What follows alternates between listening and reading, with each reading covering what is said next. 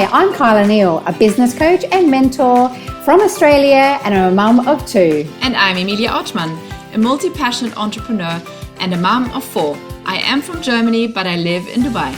In our raw and authentic episodes, we share with you business and personal tips we have learned along the way while starting and growing our global businesses, as well as bringing you inspiring interviews with other mumpreneurs. This is a podcast from mums for mums.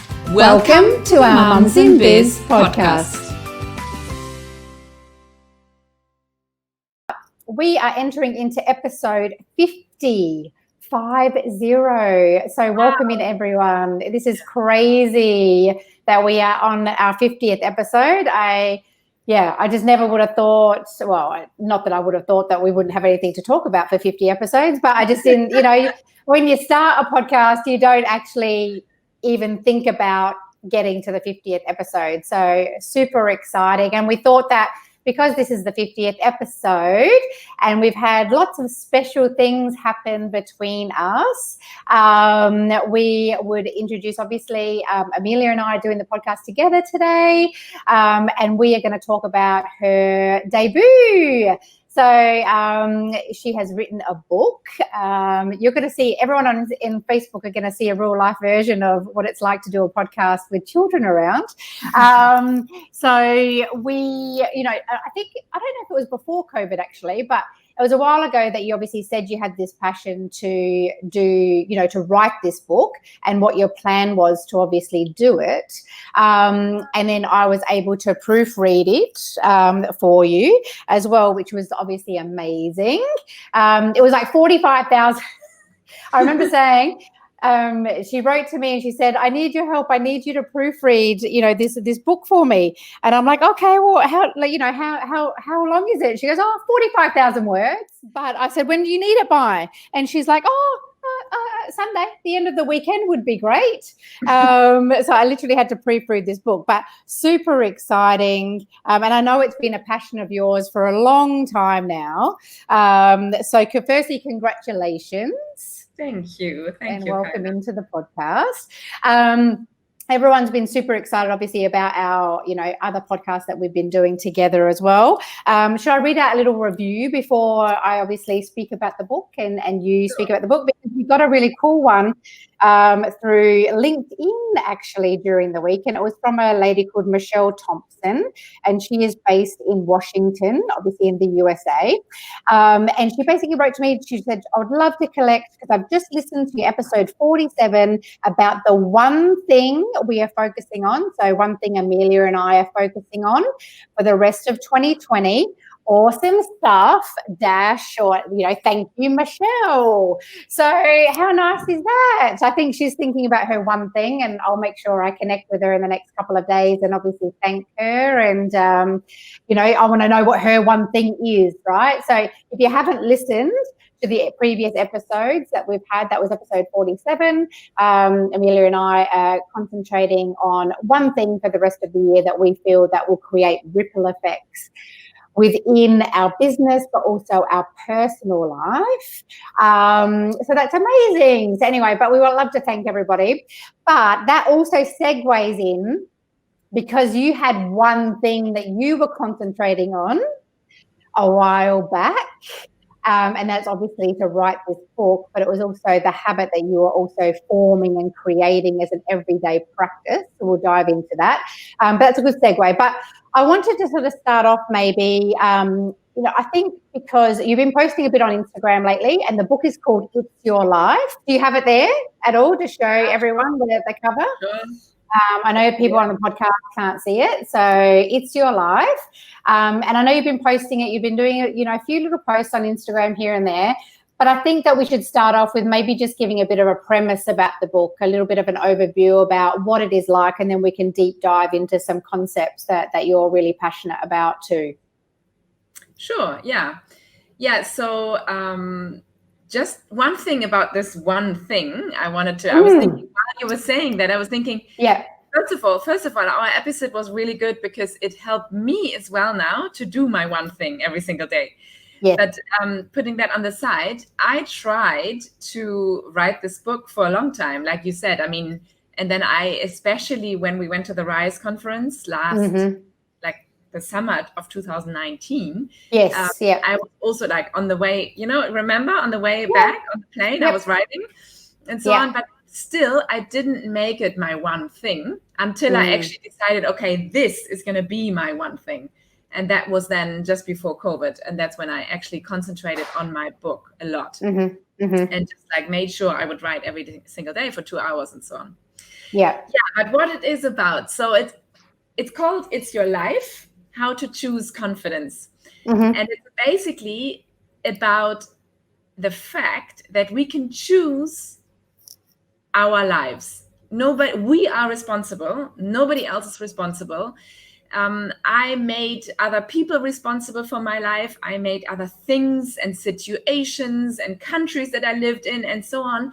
I made everything else responsible. I lived according to how I was supposed to live, or what I was supposed to do, what I was supposed to study, and so on and so forth, until I realized, and that was a long process. I mean, it started when I was young, 20, 19, that I started going more into personal development and thinking about, why am I not actually even then, back then, I thought I'm not actually living the life I want to live. I'm not the person I want to be, or at least other people don't. I'm inside, like inside of me, there is somebody that is not showing on the outside. I was very shy and I was not confident, and people, or at least people saw me as very shy, and I was told you are shy by my parents even, okay. And so I did a lot of work, and until I realized everything I need to know is inside me. I have everything inside me. I just need to go out and do it and be the person I want to be. So and that took many years, and I'm still not finished. I love the title of Michelle Obama's book, Becoming, because also she is still. We are all like always becoming, and I'm still working on all of that, and I'm becoming more and more like closer to the person who I want to be and living the life I want to live. And I guess as it all like develops, we are developing, that the whole vision changes, right? I mean, so it's but the most important thing is that we take ownership of your life, and we don't wait for other people to do it for us. So that's really what the whole thing is about. The whole premise. Okay, so when we met obviously a few years ago, and obviously if everyone has been following us for a while, it was through a little networking event that I said, everyone come along to. I'm lonely in business, and then you came along to it. And then obviously, like, it's my career, personal development and that. And then it got your juices flowing even more and deep diving into your life. But when do you think like the point was, and I know that you said it obviously it's a journey, but when do you think the point was that you thought to yourself, I want to now put this on paper and put it out to the world, and why? Like, why? Why not keep it in, I mean, because obviously for me, I was preaching it at events and I was, talking, but I've never had like and I don't think I ever will have the not motivation, that's a wrong word, but I just don't see a book being in my life at the moment. Does that make sense? But there would have been something that triggered, you to obviously put, pen to paper and, and the why of doing that. Yeah. So, I mean, as you said, it's a journey. It's like a lot of little things. There wasn't one morning, or not that I remember, where I woke up and said, okay, I'm going to write a book, and it wasn't something that comes back to my confidence, I think, that I always dreamt of, because actually in a way I did, in a way I did want to share, and I did want to like write blogs and do a podcast and all these kind of things, but then for a long time I didn't do it. Yeah. I remember back in Houston when I had the business with my friend there, that she kept on saying to me, you should write a blog. And I was like, because the whole blogging concept only started then. It would have been, around that time.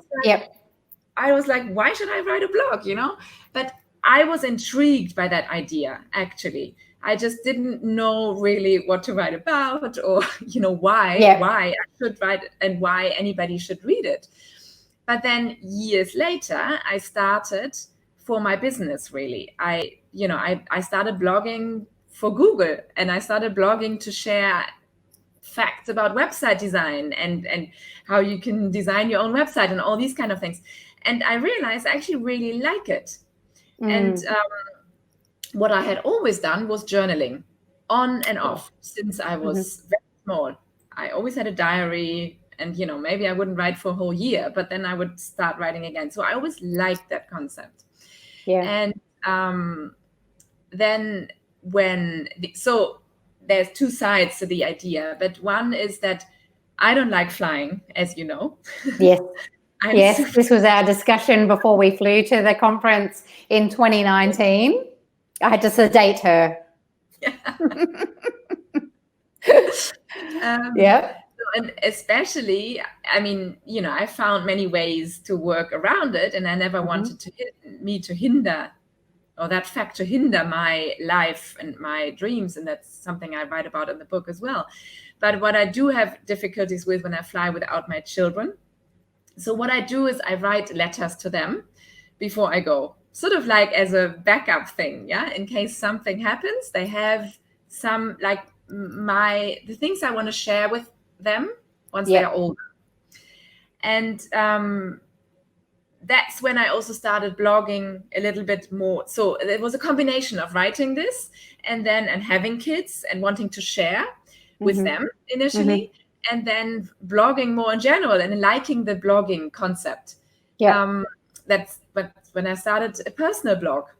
And first it was very personal. It was really only for my family. I wrote it down for myself, and then I shared it with my mom and my sister, But then I thought, also because of Instagram, and people started to resonate, and I got comments and feedback, and it was like a combination of all this that I thought, okay, other women out there sometimes have the same struggles and like to read about it and like to be inspired or motivated how to tackle issues they have themselves. And that's when I decided to blog, to share my personal blog publicly. And still it was something on the side, but I actually really enjoyed it. And then obviously it was also this community giving us, both of us, this amazing feedback. And so it was like, okay, there's a need for this. And that's how, when the idea came that actually maybe I shouldn't only write for my kids, I should write for you, for everybody out there who wants to read it. And in addition, I mean, I love reading and reading, listening, all that. So I thought, how cool would it be if my book was like found by my great grandkids later on somewhere in the attic or something, and there's actually like written words on a paper, and words that will still be relevant to them then in the future. Some legacy, really. I mean, so that idea came over a long time, but that's the why.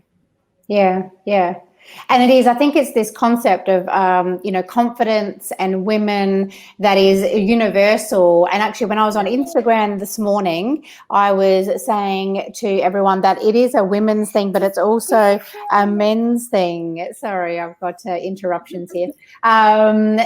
It's also a men thing, the confidence. So because obviously you've got, 2 sons and 2 daughters, and I've got one of each.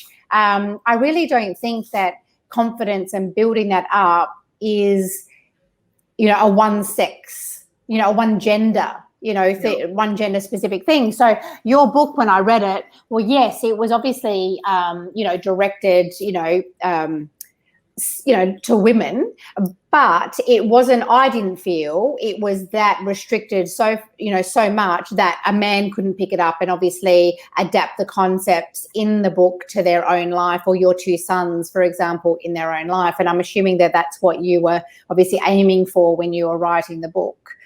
Yeah, of course. I mean, it's like what I say to website clients, for example, or any business, that you should have a niche and that you should concentrate and have like somebody in mind when you're writing. Yep. And I did as well, maybe different people for different chapters, but I did. And that was women, of course.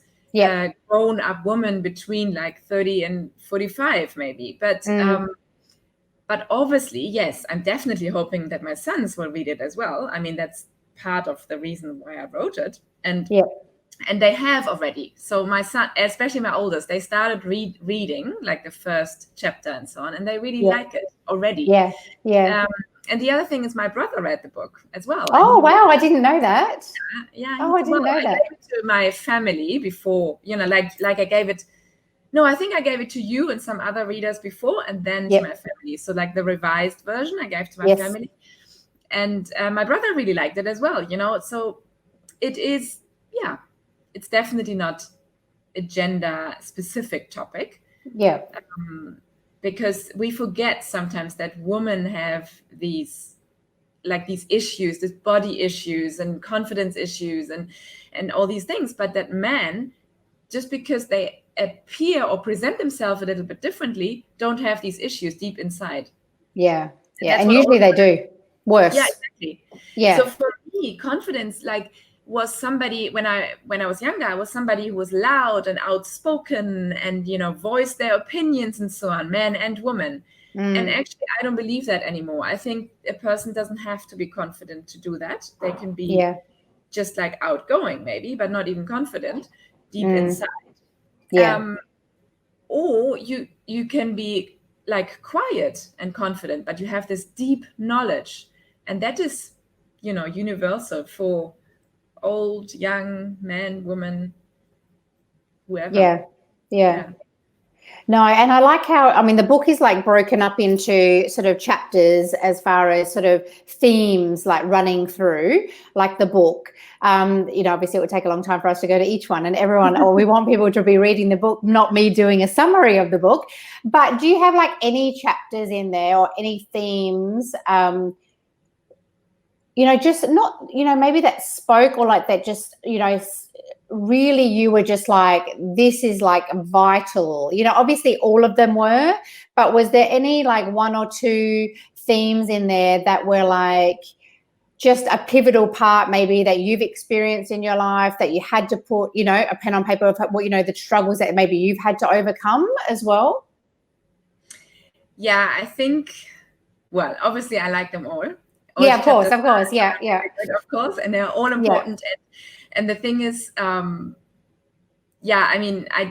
sometimes you don't finish a book. I shouldn't say that, but if you take a break, do at least go like back and also read chapter 10 and 11. But I think chapter 2, which is about judgment, is critical in confidence as well. And I have been a super judgmental person because I wasn't confident, because I was insecure myself. I felt safer when I was part of a group, like, for example, a group of girls who judged another girl. So I would say things that were not nice about that other girl, maybe because, one, I wanted to be that other girl. Or she was confident and I wasn't, or, because I thought I was better in some way because I just followed the crowd that were judging that other woman. I mean, and there are lots and lots of different issues about judgment and things. And even later when I would say I was a lot more confident, but then I was judged, but I wasn't a mom, for example. I was judging other moms, like, why can't that baby be more clean? Why is it so like all this snot or whatever? It's like, Why are they crying in public? Why can't you control them? Why are they throwing a tantrum on the floor?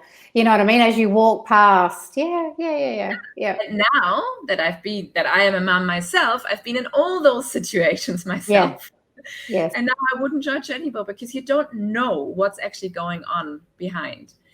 And the thing is, what is so important is that judging doesn't make you happier. That's what you want by judging. But actually, once you are happy, like this saying that happy people praise and insecure or unhappy people judge. Yeah, put down. So true, right? Once you are actually happy with yourself and confident within yourself, and once you love yourself, you don't need to judge anybody else because you are so confident. Yeah. Like you can lift other women up because you know there's enough for everybody. You can go out and support other women because you know you're good at what you do. You're the best version of yourself. It doesn't matter what everybody else does or is or becomes, or like I think it's a crucial starting point to maybe just catch yourself. Oh, that was a slightly judgmental statement. And I mean, I think it's not possible to like wipe out judgment completely. I still catch myself saying things that I'm like, oh, that was a little bit judgmental, or I say something on purpose, or, but still in general, like stopping to judge is super powerful. And just like thinking before you say something, think about it, about the reason why somebody is saying that, doing that, wearing that, whatever it is that you are thinking is wrong or hilarious or embarrassing, So I think it's a really good chapter. It's a crucial chapter. It's something that, we should all think about more. And the funny thing is, you mentioned that this is actually it's for both genders, and it's funny because a friend of ours, or a friend of my husband, pre-ordered the book already, and then my husband said, maybe the book is you're not really the target audience, but of course we are super happy if you support Emilia. And then afterwards he came to me and actually he said, you know what, we were talking about the book, and then we were talking about something else, and he was judging left, right, and center afterwards. So actually maybe you should read the book. Yeah. Which is funny because and I also feel that sort of pressing a little bit on that the judgment card, and it comes from, I feel that when people are judging, it's coming from a place of lack. They're lacking something in their own lives. We talk about confidence here. It could be about self-worth, self-love, and all that for themselves. And everyone does it, but I mean, I don't do it. I don't know. I think I've taught myself so much in the last, 10 years.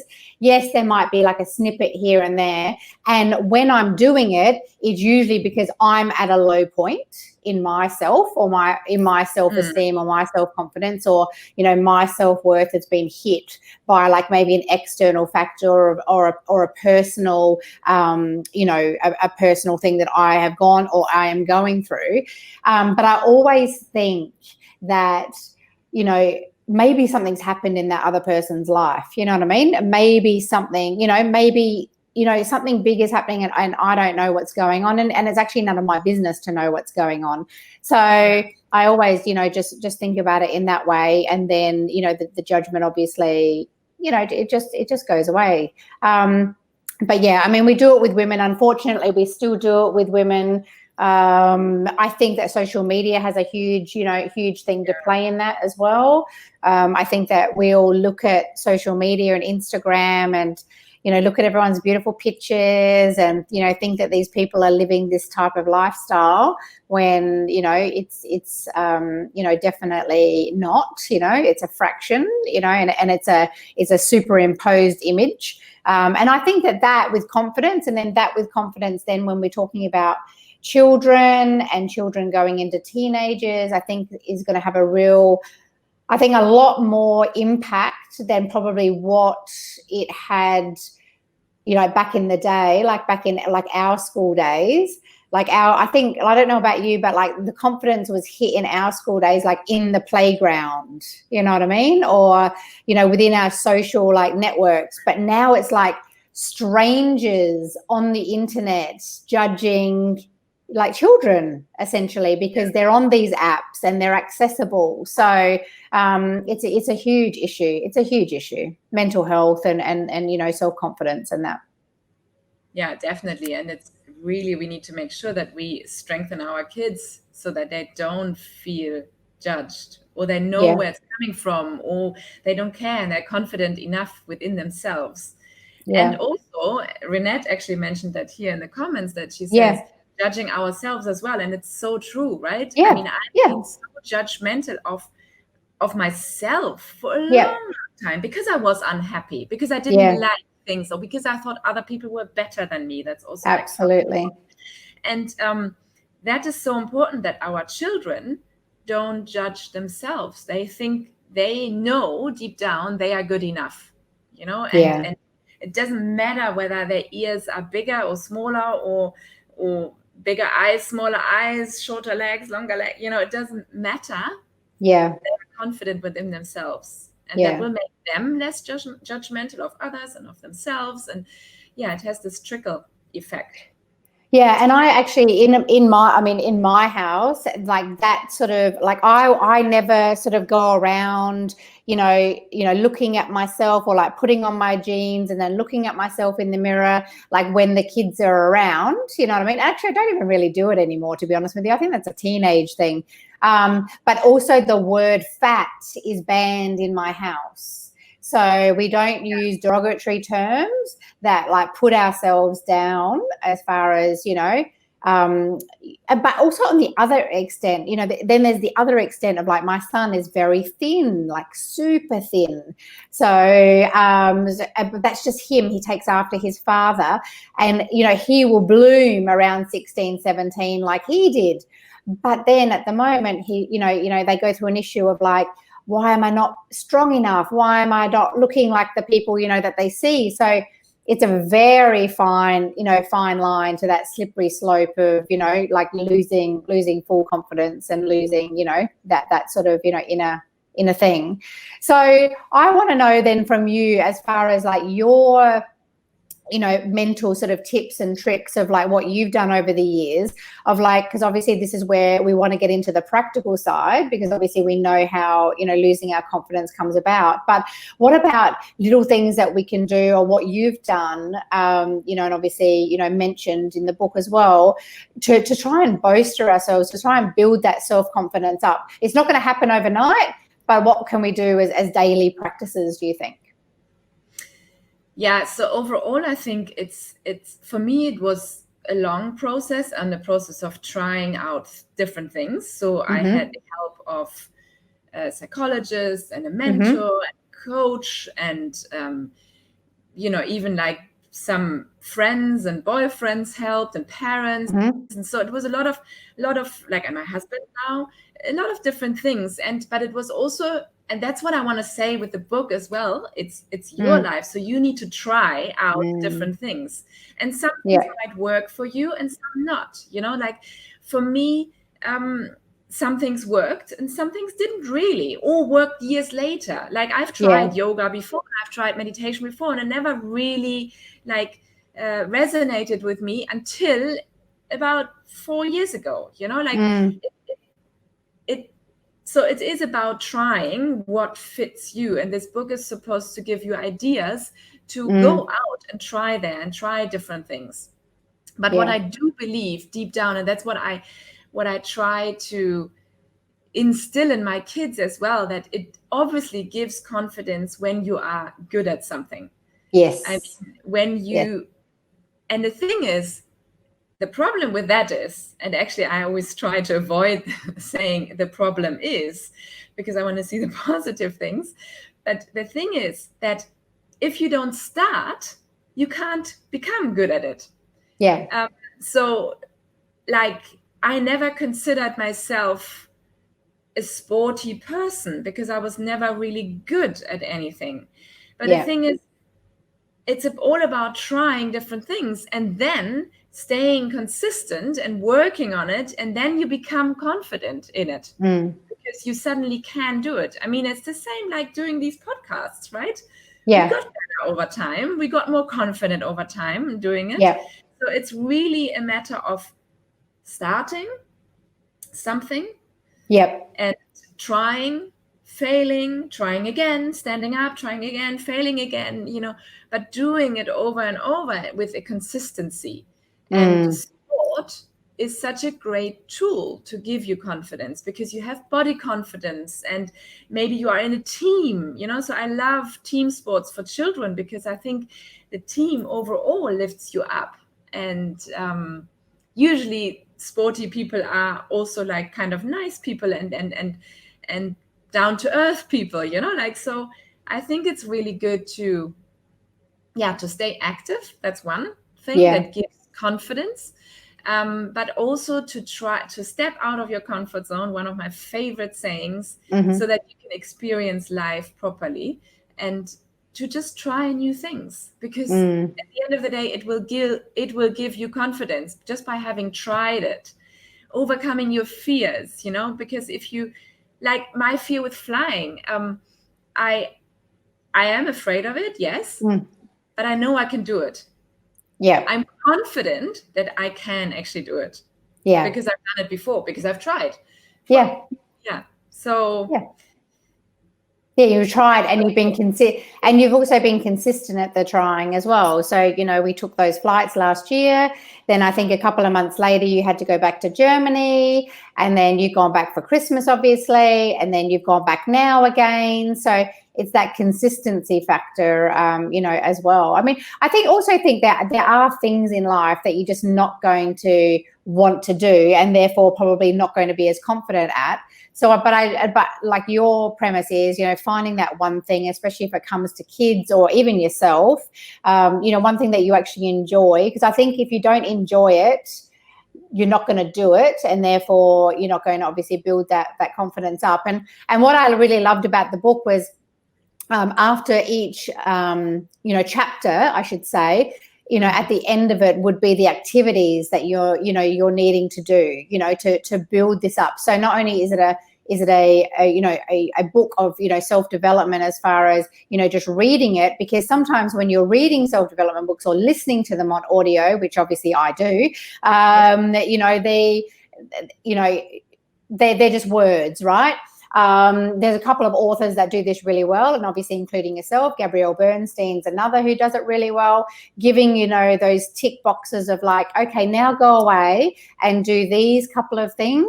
Really simple, guys. So not to overwhelm and put more things on your plate, but really simple that you can do within a 10-minute sort of span, to then build out and do some extra homework, as I like to say, on each of those like chapters and those themes as well, running through the book.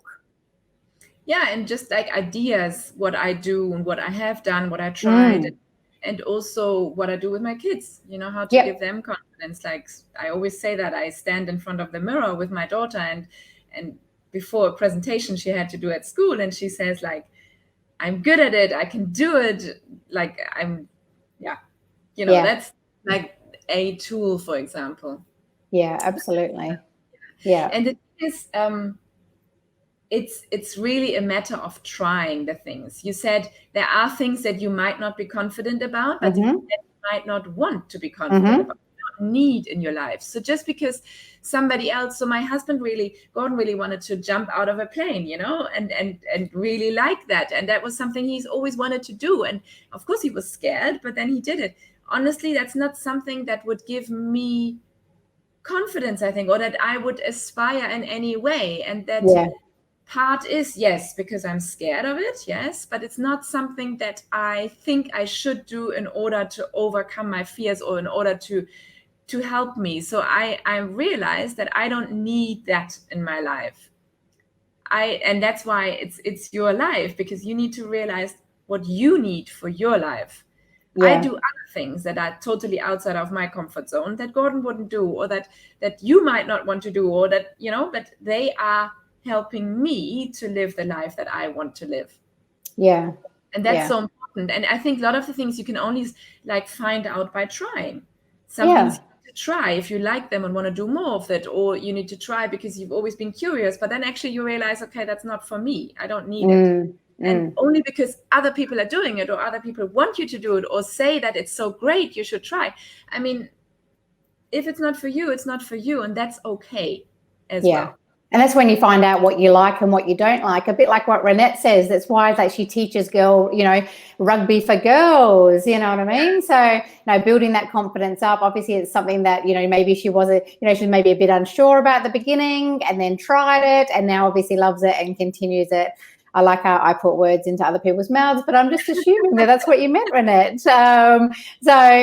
Trying it before you obviously want to, take something up consistently. So then my question for you is now and I'm going to get into just some really quick questions as well of what people just want to know in a second. And if you have any questions, guys, just drop them in there and I'll read them out.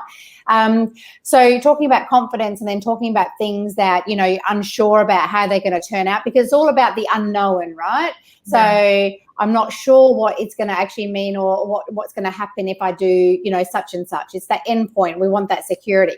So when it came to obviously decided that you wanted to write this book, what then gave you the confidence to that's it, I'm going to sit down?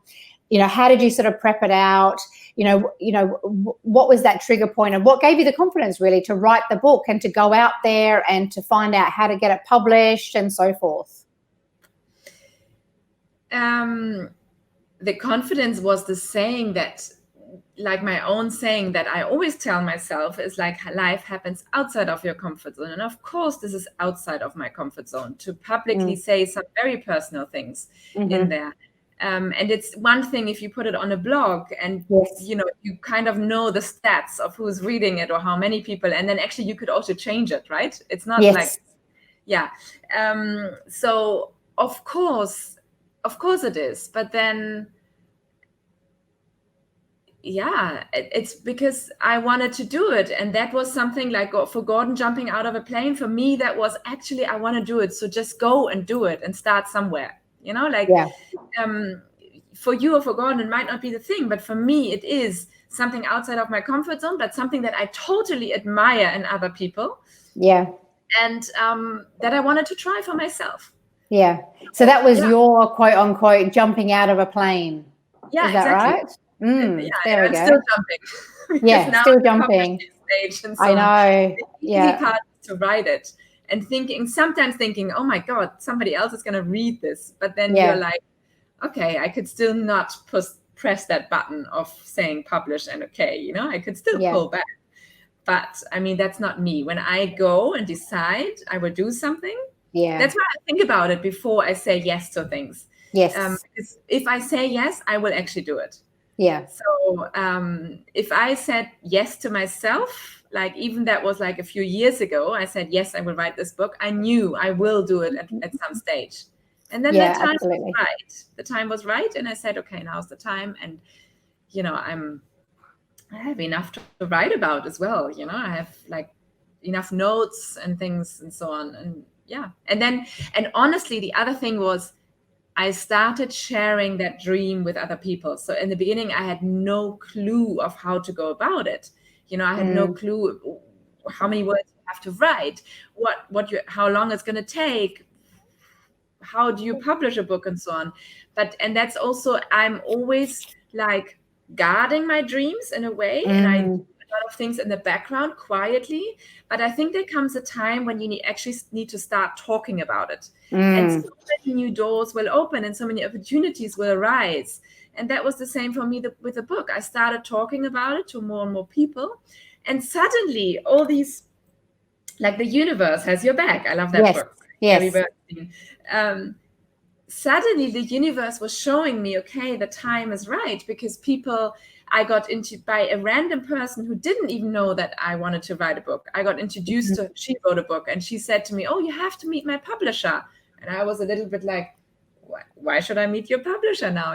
But he was there at an event, and then she introduced us, and so all these signs kept on showing up in a way, that now the time was right.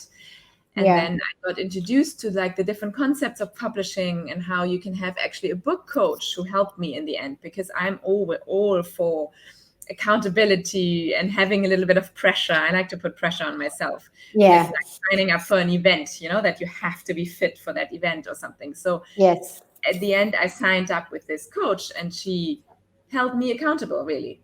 That's what she did. Yeah, I remember you being sort of nervous at the beginning of actually like, when should I mention it? When should I, what should I say when, on Instagram or, just to people who you're meeting at, networking events before, obviously, everything happened in March.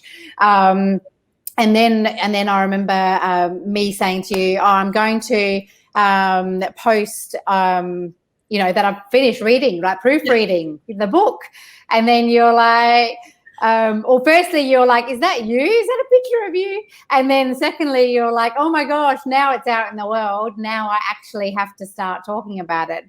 And it's different when it's obviously in reality, in black and white, reading, and people actually have it because it's out there now, isn't it?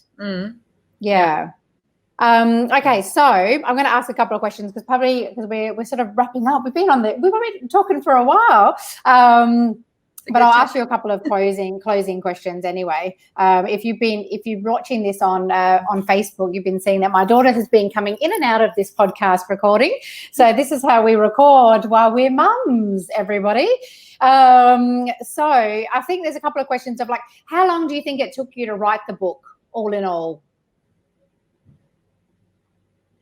It's a difficult question to ask because I would say 3 months. Just writing, planning and writing. But then on the other hand, there was years of preparation, right? In the way I've put down notes everywhere on my phone and in my diary and like on my blogs. And, so I can't really say it. I started writing on the plane, like I said, with you. And there was this issue about, should I write in German or in English? Yes, so I remember that. On the plane, I started writing in German.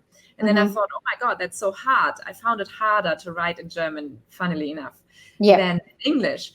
So, I can't really pinpoint it. But actually, if you do want to write a book and if you sit down every day for 2 hours and just write, it's a pretty quick process. You would be surprised.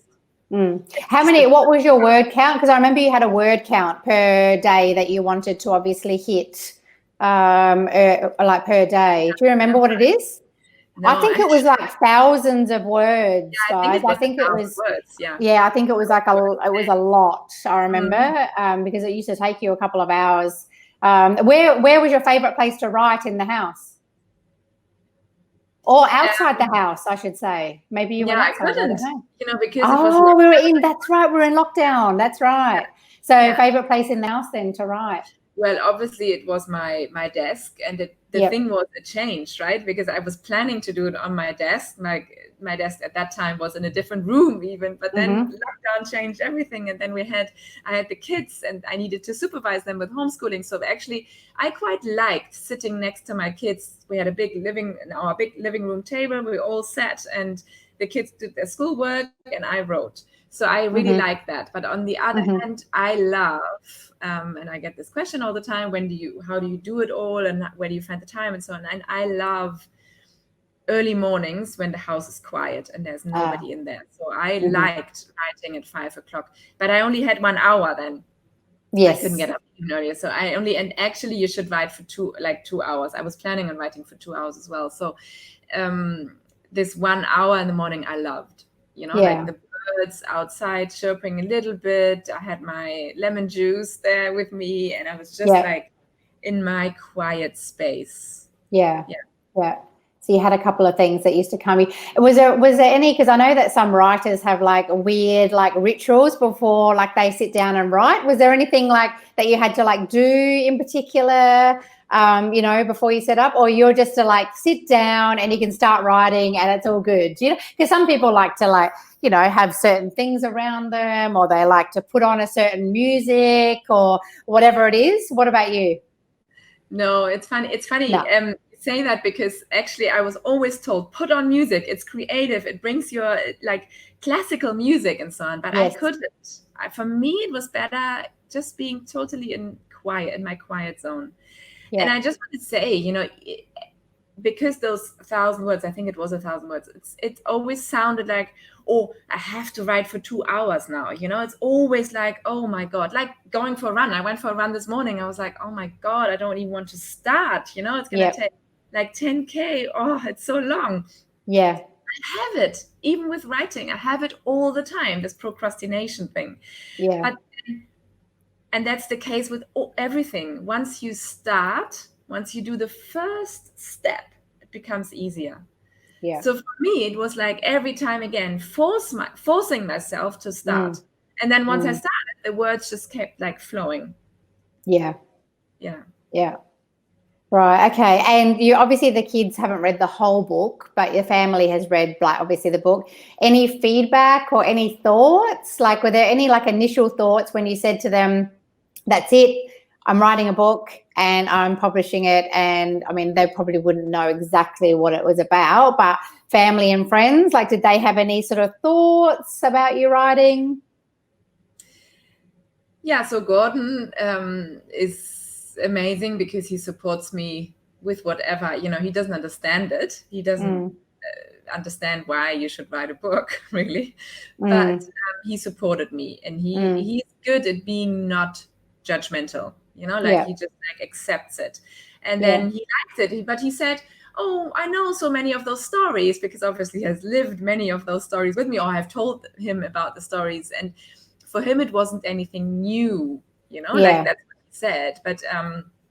But he also said that a lot of people will find help in there. And then with the rest of my family, like my parents and my sister and brother, I was like, I didn't tell them until it was finished. Right. Okay. Because it's a very personal book. When you read it, hopefully we'll put links about where everyone can get it. We'll talk about it in a minute, but it's a very personal book as well, with personal experiences, and that coming across, and then your family reading it. It's a bit like seeing you naked. Yeah. In a way. Yeah, it is in a way. Yeah. No. And my dad, when he heard, my mom knew that I wanted to write a book, because she actually, like back in the day, and I dedicated this book to her as well as my kids, because she said once to me, one day you're going to write a book. Back when I said, what? No, I don't think so. But she did say it. And so she knew, because later on I talked about it with her again. And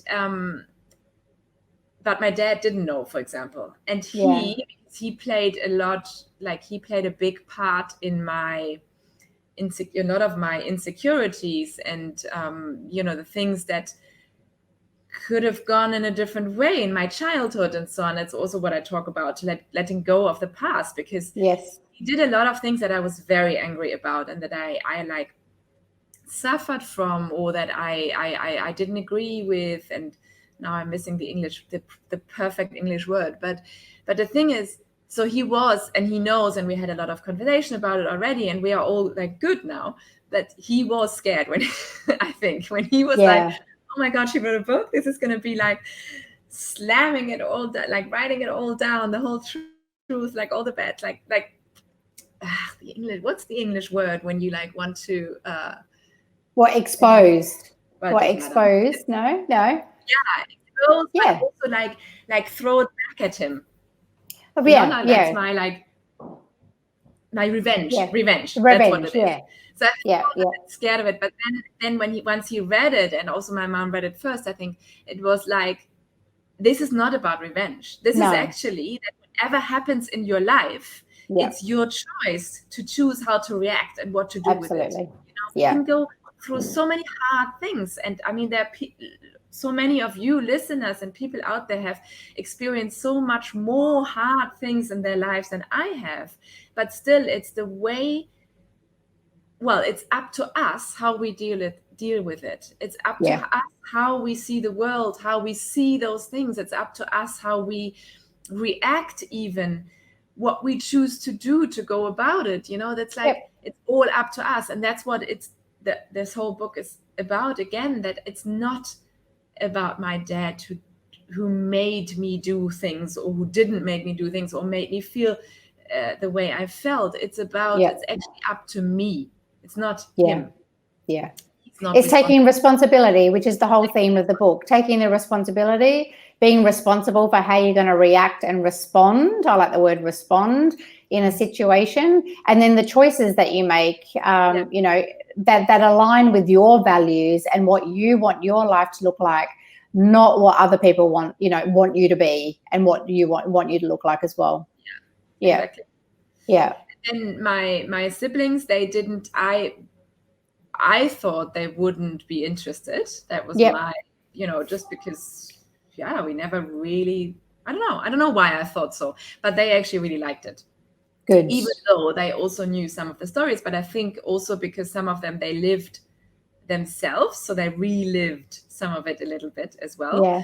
And they really liked it. And it's funny now that just on the weekend we had a Skype call with the family, and then and somebody mentioned something and where they didn't choose, or where they should have chosen differently because they didn't choose themselves to put themselves first, and in that situation it's necessary. And my mom was like, "It's your life. Think about that." That is so cute. Oh, that's so cool. Cute. Yeah. I love it when people use that slogan now and think like, yes, actually it's my life. I can decide. Nobody else needs to decide. Yeah, absolutely. Yeah, that's amazing. That's amazing. So that's amazing. Now, one last question, and then we want to wrap up, and I want to find out, you know, where we can all obviously get this book. But the first question is, I want to know from you what the one thing you would tell somebody who is struggling with their confidence at the moment, whether they want to open a new business, whether they want to, you know, change careers, whether they want to write a book maybe, or start a blog. What would you tell them to boost their confidence? Good question. Really good question. I think the first thing we all need to do is to dream big and allow ourselves to dream big. Aim big, dream big. Okay. Allow yourself to dream big, because I think we limit ourselves like already by thinking, oh, I will never be able to do this. I will never be able to do that. It's too difficult, or I don't know how to do it, and so on. So first, I think, is let the creative juices out and just write everything down that you want to do. Write everything down that you've always wanted to do deep down, but never told anybody, or never even allowed yourself to think about. Or write down your dream life and all the goals you want to achieve and all the things you want to achieve. I think that's a first step. And like you said, if you know already that you want to do something, so start this business, but you don't have the confidence, or you don't know where to start or something, I would say the next step is to just start somewhere small. Just take one small step. It will bring you closer to your end goal or to your end dream already, just by taking one tiny step. Yeah. This could be talking to somebody about it, or writing a plan for the dream business, or writing it all down, what you would like to do, or inquire, or do a market analysis, or whatever it is that that dream is, or where you think you lack the confidence, or where you think other people are better. Yeah. Taking one tiny step is a good way to start. And to then take the second step, because the first step is always the hardest. The second step is already slightly easier, and the third one is slightly easier, and then maybe a hard step comes back, and because you need to do something that is outside of your comfort zone. But overall, it becomes easier over time. Yeah, so I like that. And then you obviously build up your confidence from there, and then, you know, move along and start achieving things. And then I think, as you've said, I think in your book, you mentioned it quite a few times, like once you sort of get that momentum going, you then build the confidence, and it's this snowball effect that then goes one onto the other. Yeah, and goes from there. Yeah, okay. Any last final comments before we sign off and tell everybody where we can get the book? Yeah, dream big. I think if you don't read the book, if you don't, do anything, just go and allow yourself to dream and allow your kids to dream and write your dreams down. I think that's my last word. It's how I close the book as well, with allow yourself to dream. Yeah. No holding back. No holding back, because your dreams are just for yourself. Nobody else knows your dreams anyway. You don't need to share, so it can be crazy stuff. And I think just by allowing ourselves to dream, like, things will happen already. Yeah. So you then put it out there in the universe, and then the universe then takes over, and obviously directs you where you want to go, gives you those nudges, which obviously has you with obviously publishing the book, and it is snowballing for you now. So when's the release date of the book? When does the book go on sale? I know that there's pre-sales now, and they can get them on your website. Can they pre-order through Amazon as well? Yeah, the pre-order is actually not on my website, but on Amazon. We'll put that link in the show notes. But it is Amazon at the moment, or mainly. And the publishing date is the 12th of November. 12th of November. Yeah. When we record, but when this publishes, this is in 2 weeks, and it's like a week later or something. Yeah, I think so. Yeah. You can pre-order I think apart from Dubai, you can pre-order anywhere from Amazon, and then soon. So once it publishes, the ebook will also come out, and shortly afterwards, the audiobook. I'm a little bit delayed with that. So because obviously I love audiobooks, and I have lots of friends who love ebooks. Yes. Obviously, that's something that will also be available. And then also through my website, and if you know me, directly through me. Yeah, amazing. So then, speaking of that, as we wrap up, because obviously we want to wrap up this now, are you doing any sort of book signing, or doing any event for your book there locally in Dubai? Yeah, unfortunately, I've thought about it a lot and talked to other people, and unfortunately with COVID, it's difficult. It probably won't be possible until a little bit later.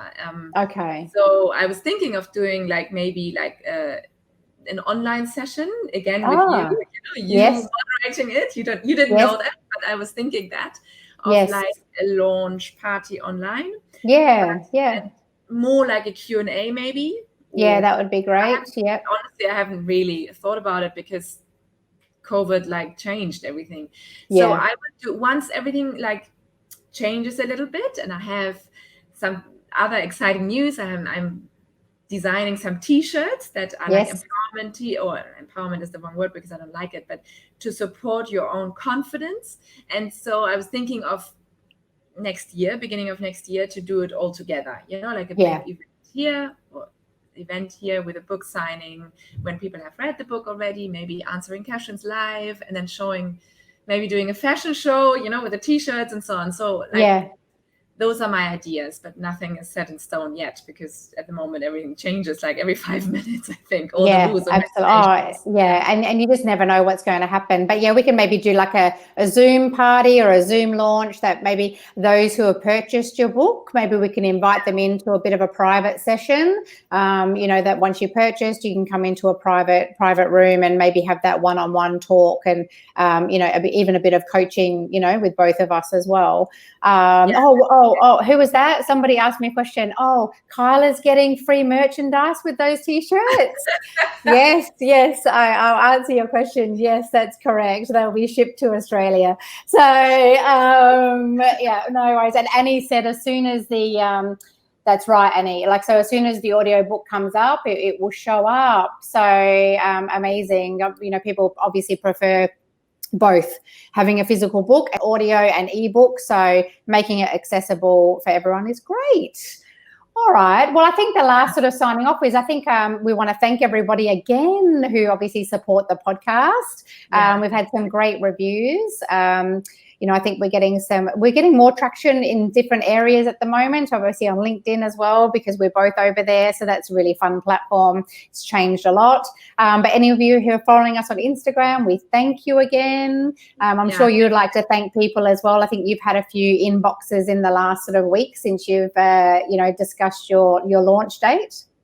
yeah, I had so many messages. It was so nice. So thank you all for supporting me. Thank you for pre-ordering. Thank you for just like sharing as well. So it really helps, obviously, if people share. And it's interesting to see that some people, like I never expected, suddenly shared my book on social media, and shared about it and told their friends about it, and like I get private messages as well. I already told my friend about it, and my friend said she want to buy it, and it's like so nice. So thank you so much, and obviously thank you all for being part of my inspiration to buy this book. I mean, the podcast, as I said, was part of the why, or that I realized, okay, that there are women out there that want to hear. These kind of things. And also is that it does then highlight the whole, women supporting women, which is what, this community is about. And obviously we're about as well. So yes, deep thank yous. We hope everyone enjoys this podcast. So if anyone wants to have anything, I mean, everyone hopefully knows where to find us, but please obviously head over to Mums in Biz. We have our own Instagram account there now. You'll see all the latest episodes and, things that we're doing. We're doing a lot of IGTV interviews at the moment, which is great with past guests we've had. Maybe last year or the beginning of the year, I should say, and then obviously doing some fresh stuff with ourselves, and then our Instagram handles, which is obviously Emilia Ortman and Succeeding in Heels at the moment, because there's lots of changes happening. Sorry, say that again. YouTube, of course. YouTube, that's right. We need to put a banner. Yeah, we've been talking about it for a long time, but today we will upload the first episode. We will. And we've got, actually the intros look really great. So we do have, look guys, we have some amazing support in the background, who support us within our Mums in Biz community. We definitely don't want to advocate that we do all this ourselves as far as editing and video content. So we might give a shout out to them as well, in the next couple of weeks too, and thank them for their support. So, but thank you. Great interview. Lovely seeing you again. And hopefully people have some takeaways. And we'll put everything, links to where you can purchase the book, links to everything within the show notes. We are also on, obviously everyone should know, we're on iTunes, Spotify and SoundCloud. So please go and subscribe and follow us there. And then we'll be back again next week, or there'll be another short little inspiration video, I think, next week. One long one, one short one. Yes. Thank you, Kyla. No worries. I'll speak to you soon. See you later, everyone. Bye.